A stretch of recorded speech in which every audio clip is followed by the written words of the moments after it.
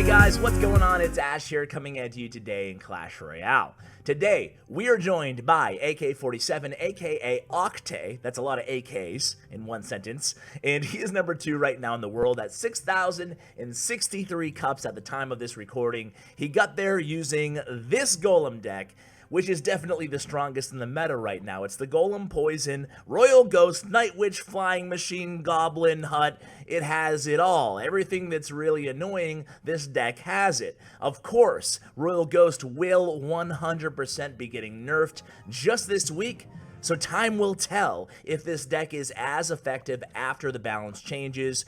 I don't know, but I guess that the Royal Ghost will still present good value unless they nerf him super hard at the cost of only 3 elixir. Just his invisibility, if that stays the same, I still think he'll be a super strong card, and I would advise you guys who have not unlocked him yet to go ahead and do so if he does appear in your shop. That means save up for him. Okay, so let's go ahead and get right into the gameplay. Playing against my boy Benji Soto. I'm not sure if this is actually Benji on the account, but Benji is also a partner of Bren Chong and a really big guy, good guy, Benzlight in the community. So shout out to Benzlight if you're watching. Anyway, here comes the Golem being placed behind the King Tower. Now, there's no Elixir Pump in this deck. There is Poison in this deck. Poison and Golem was not a combo that we saw up until the last meta, the last balance changes. Now, Graveyard suddenly is everywhere. Graveyard everywhere. In fact, I have a Graveyard video coming out tomorrow with Big Spin. You guys don't want to miss that one. It's going to be an interview, a great video. We also had one probably 4 videos ago with Tag. So a lot of Graveyard decks right now. That's why it's important that this deck has Poison. There's also a lot of Swarm decks, so Poison serves a lot of utility inside this deck. Now, you can see this push here was not very lucrative, but we did buy about 30 seconds time going up until the double elixir time. Why does that matter? Because obviously a heavy deck like this, you're just basically trying to buy yourself time to get to the final minute of the match where double elixir is, and that's when this deck, where this deck really shines. In the meantime, just keep setting up with the Goblin Hut. Now, one thing I did want to talk about, a habit that I noticed that AK does often, is he'll drop the Golem before he drops the Goblin Hut in some scenarios in double elixir time. So oftentimes when I play a Goblin Hut deck personally, I run into that issue. Do I drop the 5 elixir, or even if you had a furnace, no matter what it is, do you drop that spawner first, or do you drop it after the fact? And with this deck, oftentimes, he opts to drop it after the fact, not first. Something that I used to not do. I'm going to adjust my gameplay and start dropping, in some situations, start dropping the Golem first. So here it goes, another Golem push on the way. Meanwhile, another Graveyard that we have to defend in the right. Of course, Poison is going to do a great job, but we're going to need the Royal Ghost as well because of all those pesky Spear Goblins. So now we have the Golem in the left, and this is it right here, exactly illustrating what I was just talking about. He's going to play that Goblin Hut behind the Golem, same lane. That's going to cause a steady stream of Spear Goblins. They're going to help out support that Golem. He forces a log out of the opponent. Meanwhile, we counter his Mega Minion with our own Mega Minion, and we're gonna go in here. It's the Mega Minion, Golem, and a bunch of Spear Goblins. Now let me tell you that through these replays, guys, you're gonna see the value of Spear Goblins. Meanwhile, we're playing some defense here in the right lane. He gets that tower down to the devil's number, the number of the beast, 666, but guess what? Spear Goblins galore. 1 Golemite tanking for them, and that was the match that got Octay to the trophy count that he's at right now. Quick shout out to Sean Smith. Sean Smith, you are my YouTube sponsor of the day. Thank you for supporting the channel, Sean. I appreciate it. I can actually pronounce your name. It's a miracle. It's a miracle on CWA Mobile Gaming. So here we go. Next replay here. Octay, this time on the bottom, guys, against no one. He's playing against no one. So turn off your video. Oh, man. Awful joke. Awful joke. But anyway, he's playing against no one, literally, or not literally, figuratively. Jeez, God, just stop the no one jokes, Ash. You're ruining the video, man. You're ruining the video. Okay, so here we go. Dropping off the Night Witch in the back, going to go against that Royal Ghost. That's not going to be a good matchup for Octay there, but he does go ahead and drop that Goblin Hut. The Royal Ghost, however, being OP as he is, does get 3 swings off in the tower, taking it down over 1,000 HP. Not the start that we kind of wanted there, but you're going to see here comes the Giant being played at the bridge by no one, kind of identifying that Octay might have been a little bit low, or should I say AK, might have been a little bit low on Elixir there, and he ends up stopping that Giant there. We're going to do the same thing against no one here. We're going to drop a Golem of our own backed by a Flying Machine. Do you guys like Flying Machine? Do you like it? Honestly, do you think it's a good card? It's interesting because Flying Machine is played by a lot of great players. It has a great win rate in a very, very low usage rate. So what do you guys think? Does it need a buff? Is it OP? I don't know. Is it somewhere in the middle? Is it just a situational card? It's up to you guys. Either way, the Prince does make contact on that left tower, but it's not a big deal. This is probably going to be a 1-0 victory for one of these players, or it's going to be a 3 crown. Of course, we do have maybe the slight advantage when we're playing a heavier beatdown deck than the opponent. However, this Goizen deck being played by no one is definitely incredibly strong. So here comes the Royal Ghost again getting to that tower, almost getting to the tower, I should say. Instead, it gets to the Night Witch. It's going to almost kill that Night Witch. The poison's going to finish her off just barely there. But it's funny, you know, I mean, Royal Ghost just demolishes those squishy or mid HP expensive legendary cards like Ewiz, like Night Witch, and even Witch. So here we go, Golem in the back here for AK. Meanwhile, here comes a big push out of the opponent. It's an Ice Spirit, it's a Giant, and it's a Royal Ghost, and then it's an Ewiz. So at this point, the opponent has devoted so much Elixir to this push that we know we can definitely take that left tower. Just a matter of how much space do we give them on that push, and we're definitely going to give the tower, but he placed the Flying Machine in the left-hand lane just in case it survived, which it didn't, but if it did, it would have stayed alive, obviously, to join the big monster push here, and it's going to be a big monster push. We have, or at least it was until cut the video, it wasn't a monster push, it died, Ash, man.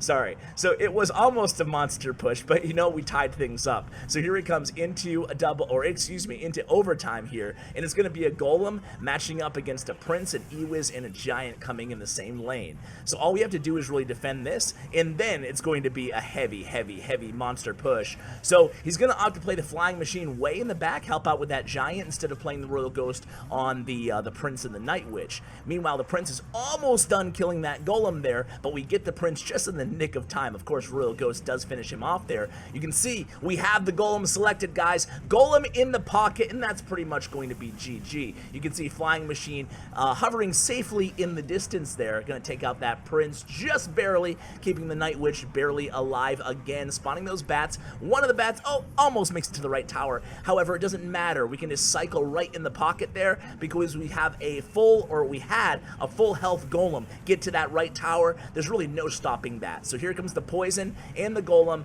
and it's going to be a matter of 1 second left in overtime. Oh my god, no one flashing the mad faces, and can you blame him?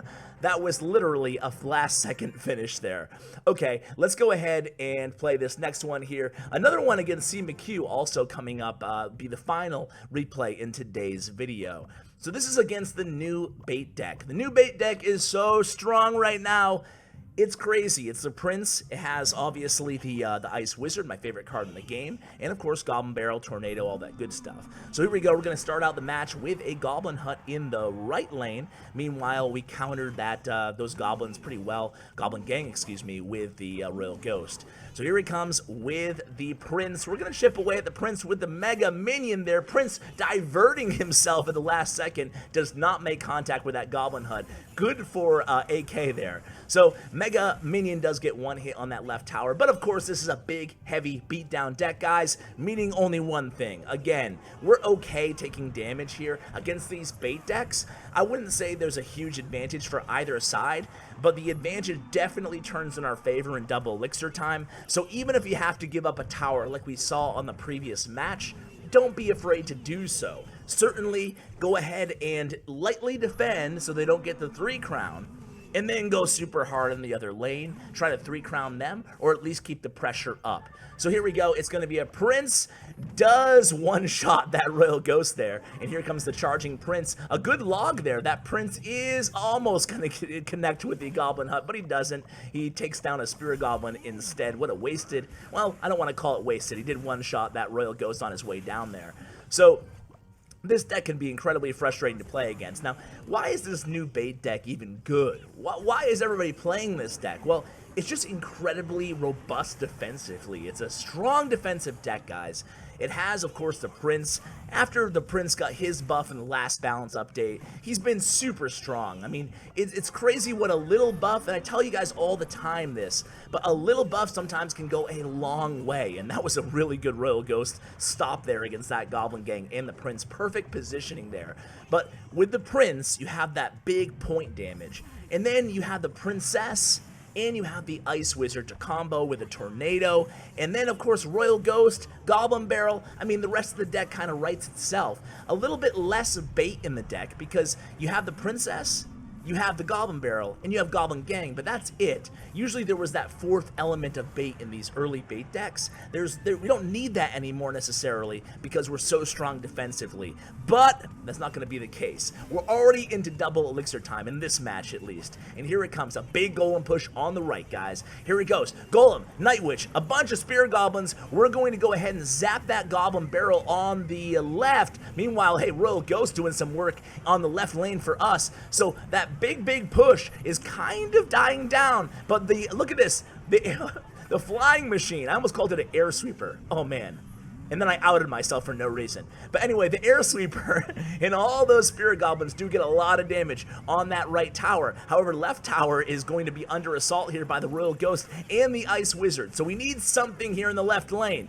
Oh, those bats just barely finish off that what could have been a really devastating 2 hits or 1 hit by that Royal Ghost there on the left tower before he went invisible again. Flying Machine does make contact with that left tower, taking it down to 891.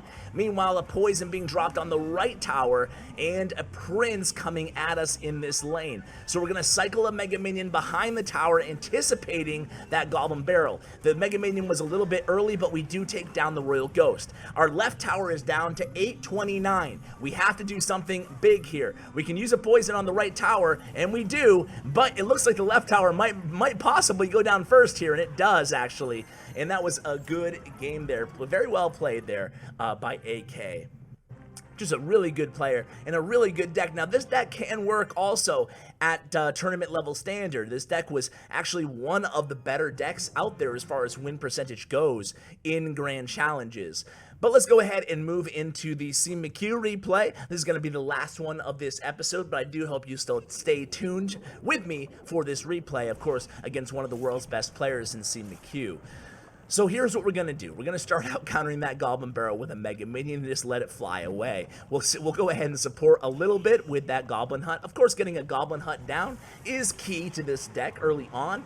An ideal starting play with this deck would be a Goblin Hut. It would be maybe a Royal Ghost, maybe a Mega Minion, but certainly nothing else in this deck. I don't like dropping a Night Witch behind the King Tower to start things off. You know, you can bait out a spell, but this is not a bait deck. It doesn't really matter that much if you bait out a spell. So we're going to go ahead and use the Royal Ghost on that Goblin Barrel in the left. Meanwhile, here comes our first Golem push in the right. So you can see C McHugh has a few tools here at his disposal, but of course it's easier said than done just to tornado a Golem into the King Tower. You have to make sure you kill all the supporting troops as well, or you'll take so much damage because the Golem and the Golemite lives for so long. So you can see, as soon as there's only bats behind the Golem, that's when C McHugh decides to tornado that Golem to the King Tower, and then he goes ahead and activates it. Now that Mega Minion is a little bit of a pain in the butt, but he was able to stop it with just one Ice Spirit, buying him enough time to take down that Golem and the Golemites.